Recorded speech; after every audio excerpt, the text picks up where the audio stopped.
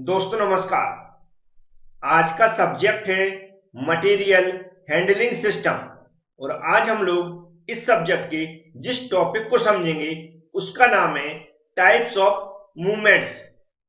यदि आप इस टॉपिक को समझना चाहते हैं, सिर्फ आपको जो यहाँ पर मैं समझाता हूँ उसको ध्यान से सुनना है और समझना है और वीडियो पूरा देखना है। सब कुछ आपको समझ में आ जाएगा। चलते हैं, स्टार्ट करते हैं।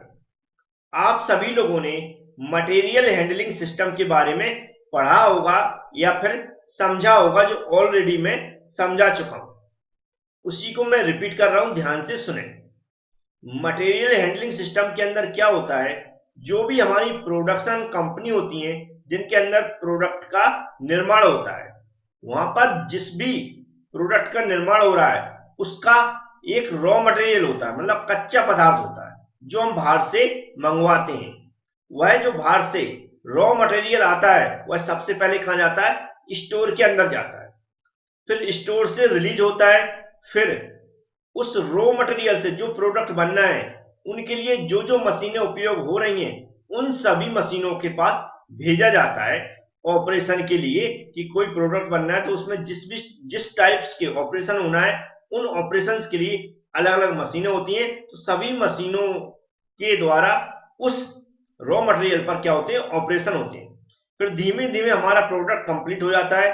फिर कंप्लीट प्रोडक्ट की पैकिंग होती है। फिर उसको फिर से वेयर हाउस में भेज दिया जाता है।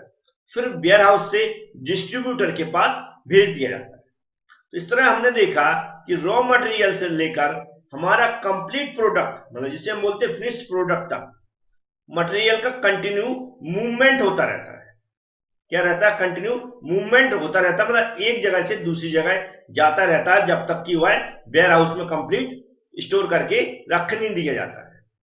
तो यहां पर जो हमने प्रोडक्ट का मूवमेंट हो रहा है ये डिफरेंट टाइप्स का होता है, जिन्हें हमने कुछ कैटेगरी में डिवाइड किया है।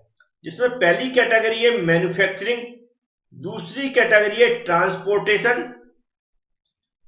तीसरी कैटेगरी है स्टोरेज एंड वेयरहाउसिंग और चौथी कैटेगरी है डिस्ट्रीब्यूशन।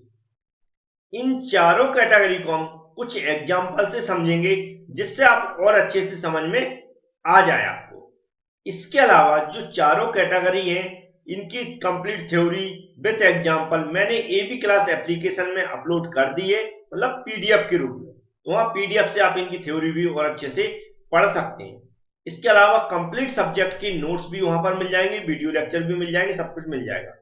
इसके लिए मैं हमेशा एक वीडियो बना देता हूं जो आपको हमारी जो ये वीडियो देख रहे हैं उसके डिस्क्रिप्शन बॉक्स में रहता है। किसी को अगर कोई प्रॉब्लम आती है तो हमारे नंबर पर कॉन्टेक्ट कर सकता है।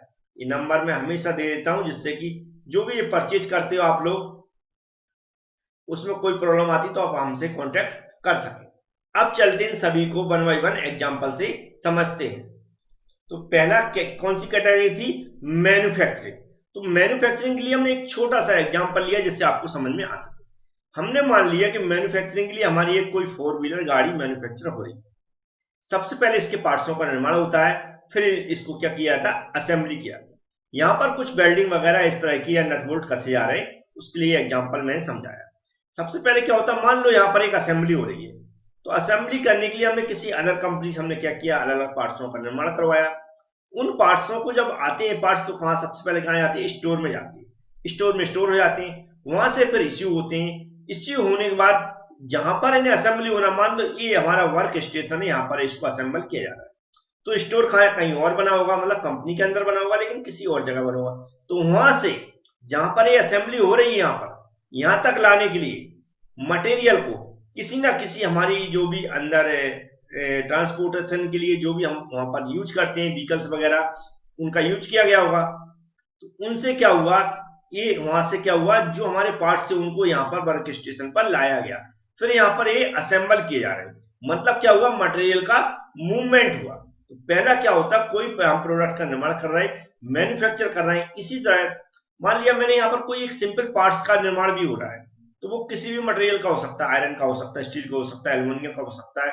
तो वो रॉ मटेरियल जिससे हम उस प्रोडक्ट का निर्माण कर रहे हैं वह वेयर हाउस, वह कहाँ आएगा, स्टोर में आएगा। स्टोर से फिर निर्माण करके जब उसको फिर क्या होना, ऑपरेशन होना, जिससे वह हमारा प्रोडक्ट बन सके, उन सभी अलग अलग वर्क स्टेशन इस तरह के जहां पर काम होता है, जहां पर मशीनें लगी जाती हैं, वहां पर भेजा जाता है। तो क्या हो रहा है, मूवमेंट हो रहा है। तो मैन्युफैक्चरिंग के दौरान भी क्या होता है, प्रोडक्ट का हमारा क्या होता है, मूवमेंट होता है। तो पहला कैटेगरी क्या, मैन्युफैक्चरिंग। मैन्युफैक्चरिंग के दौरान क्या होता है, हमारे प्रोडक्ट का क्या होता है, मूवमेंट होता है। अब दूसरी कैटेगरी समझते हैं। दूसरी कैटेगरी थी ट्रांसपोर्टेशन। क्या होती है, ट्रांसपोर्टेशन। ट्रांसपोर्टेशन का मतलब क्या होता है, ये दो डायग्राम से मैं समझाने की कोशिश करूंगा, इससे आपको अच्छी समझ में आ जाए। यहाँ पर आपको दिख रहा होगा, ये दिख रहा है, ये पैकेट बने दिखे। इसमें मान लिया मैंने कोई प्रोडक्ट का निर्माण हुआ, उस पर क्या होती है, उसकी पैकिंग होती है। क्या होती है, पैकिंग। तो कंपनी में जो भी वर्क स्टेशन बनाया गया, कोई जगह बनाई गई होगी जहां पर इनकी पैकिंग हुई। पैकिंग होने के बाद, जो पैक होने के बाद ये आपके कार्टून टाइप के दिख रहे हैं, ये कार्टून वहीं पड़े हुए नहीं रहते हैं। इनको क्या करना पड़ता है, अलग अलग जगह क्या करना पड़ता है, स्टोर करना पड़ता है, अलग अलग कैटेगरी के हिसाब से। जैसे मान लिया मैंने कोई प्रोडक्ट है, उसकी कैटेगरी यहाँ पर बना दिया है, तो इसे हम वेयर हाउस भी बोल सकते हैं। तो ये इस तरह की छोटी छोटी गाड़ियां होती हैं जो आपको यहाँ पर दिख रही होंगी, यानी क्या क्या बोलते हैं, इंडस्ट्रियल ट्रक भी बोलते हैं। तो इंडस्ट्रियल ट्रक होते हैं, या कोई अदर वहां पर कन्वेयर हो गया, या जो भी सिस्टम यूज किया हुआ, उनके द्वारा हम क्या करते हैं, वेयर हाउस में इनको स्टोर करते हैं। जिसे हम क्या बोल सकते हैं, जो भी हमारे प्रोडक्ट है उनको एक जगह से दूसरी जगह ले जाते हैं। तो एक जगह से दूसरी जगह ले जाना क्या कहलाता है, ट्रांसपोर्टेशन कहलाता है। इस तरह क्या होता है, अब इन प्रोडक्ट को हमें बाहर भेजना है, मतलब डिस्ट्रीब्यूट करना है, जिस जिस जगह हमें ले जाना है जहां से ये प्रोडक्ट सप्लाई होते हैं। तो हम क्या करते हैं, इस तरह के हमारे जो जो गाड़ियां हैं, इनसे हम क्या करते हैं, इस तरह कार्टून बनाते हैं, इनको क्या करते हैं, पैक करते हैं। फिर इन गाड़ियों से क्या करते हैं, जो भी हमारे कंटेनर होते हैं, कंटेनर में स्टोर करते हैं, और ट्रक में जो कंटेनर स्टोर होते हैं, वो ट्रक के द्वारा हम कहीं और भेज देते हैं। इस तरह ये कैटेगरी क्या कहलाती है, ट्रांसपोर्टेशन कहलाती है।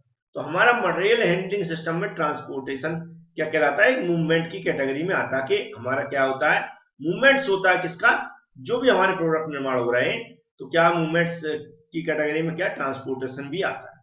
नेक्स्ट होता है हमारा, नेक्स्ट जो है वो है स्टोरेज एंड वेयर हाउसिंग। क्या होता है, स्टोरेज एंड वेयर हाउसिंग में जो, जैसे मैंने फिर से समझा दिया तो फिर से समझा दें।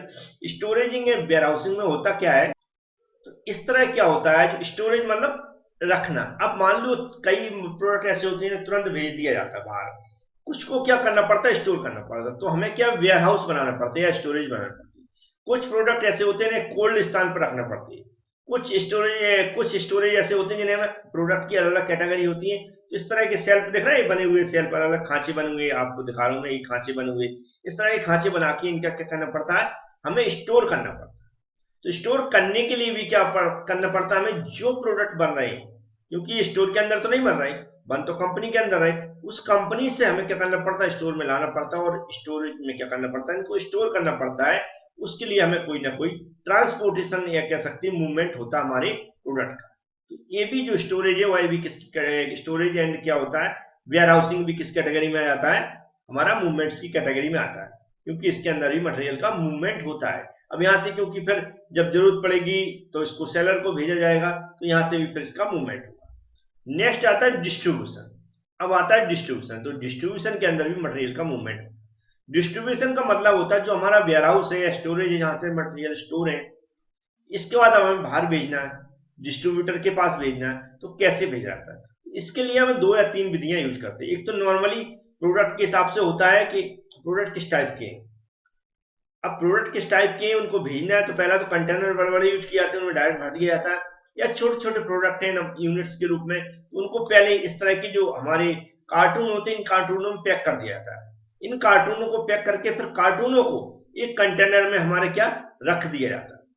फिर जो हमारे ये जो ट्रक होते हैं, ट्रक दिख रहे होंगे आपकी, जैसे इंडस्ट्रियल ट्रक के द्वारा मैंने इनको क्या लाया, वेयर हाउस या स्टोरेज से लेकर हमने ट्रक के अंदर इनको क्या कर दिया, लोड कर दिया।